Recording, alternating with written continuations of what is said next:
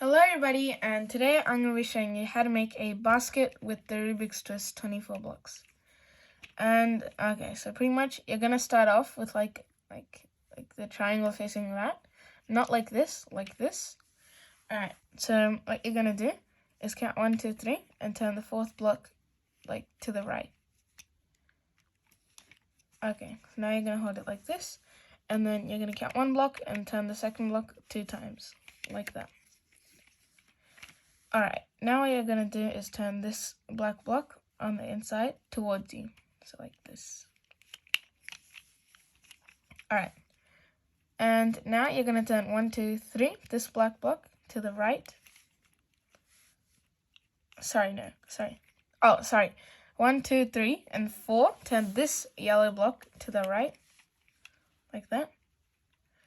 And then count one block and turn the second block 2 times. Alright, now you're going to turn this grey block to like the back or to the right. I don't really know what you can say. So it looks like this. And then now what you're going to do is you're going to count 1, 2, 3 and turn this red or black block to the back like that.